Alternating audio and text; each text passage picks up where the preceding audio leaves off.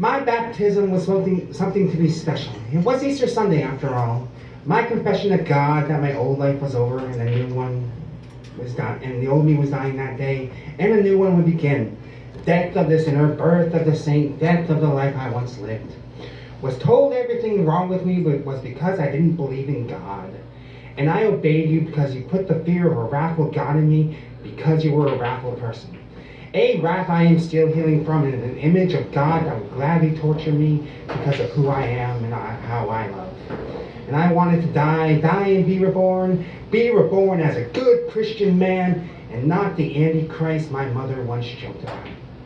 My birth name was after Christ, Christopher after all, and I would have given anything to let those people close to me know that I had Christ's love in me. So I wanted that old me, the one that hated, the one that harmed, the one I am still unpacking to this day. The one that would give anything for a sense of family, a community, and someone that would break bread with the broken being that was supposed to die that day. And Christopher died that day, and coming up from the water, drawing her first breath, was a new person. She didn't have a name, but she knew she was a new person with a new life. And I wanted to live in Christ's teachings, and I found Christ nowhere near the church. Amazing Grace has the lyrics, was blind but now I see, and I saw what Christianity was. It had become a tool of the oppressor and not a tool to help the oppressed. My eyes became open to people that preached to help the poor, but would step over the addict in the street telling him to just get a job. Well, rather than be put in bondage as a solution instead of feeding their body and their spirit, would rather than die painfully instead of realizing the painful truth that they are one action away from being in these shoes. We shall know them by their fruits is a lesson that has stuck with me to this day and still sticks with me. And the fruits of the Spirit are love, joy, peace, patience, kindness, goodness, faithfulness, gentleness, and self-control. I see them love themselves but never others as themselves. I see them miserable because they believe they are oppressed and find joy in oppressing others. One that would rage wars to bring about their own warped version of peace while invading the peace of others.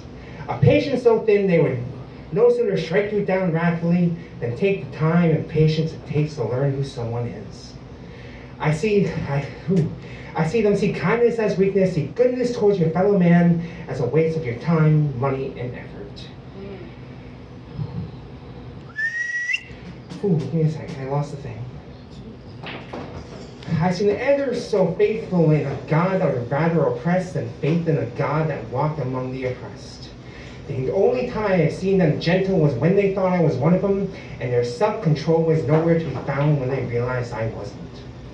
And I had to die to realize these things, and in many ways I was reborn. Birth of the lover and death of the hater, birth of the generous and death of the selfish, born of the gentle and death of the violent, birth of the informed and death of the ignorant, birth of the faggot and death of the fascist. I was reborn many times after. Christopher's death gave birth to Cora. Cora had to die to give birth to Christine. Christine died the day she left the people she tried so hard to leave were good people, ones that told her you will always be Kristen. Christine became Crystal, and Crystal to Kira, the sun setting in each sunset of her life, which she named herself after. And I walked among the tired, walked among the poor, ate with the people cast aside because I too was cast aside at one point. Been baptized through fires and tribulations, living with those the people of Christ are sworn to help. I broke bread with them, gave them my body, my time, and filled their cup if they were thirsty and wanted something to satiate the thirst of their body and quiet the demons of their mind. I let them in my home, fed them, and helped them get the resources to get them back on their feet. I have healed others through heartache, through tough times, and through loss. I saw Christians look down on them because they're just going to buy alcohol instead of giving them the drink of a good spirit. While others say it's just God's will, I have shown them the will of Christ. When others couldn't give, I gave my last $100 for food I had for the week, and faithfully returned. And I got mad when they lied to me and took advantage of my generosity.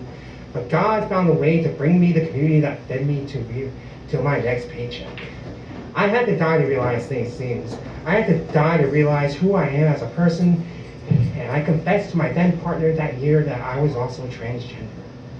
I had called in the front of God, and I spit in the face I spit in his face while you spit in the cups of the oppressed and tell them there's something to drink. I get told I'm going to hell because I don't know God, while you cause hell to those different from you and those least among you.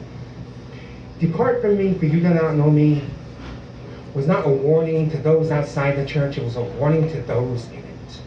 You tell others to depart from you because they are different, and I welcome them in because they are. You build your community, your houses of worship, your false sense of giving just to seem pious, like you are a good person, then only welcome those like you in those walls.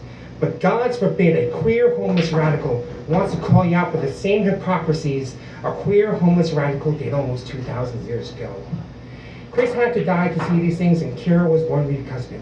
Date of my hatred, date of my anger, death of my old life, and all my insecurities. For my baptism was March 31st, 2013, Transgender Day of Visibility.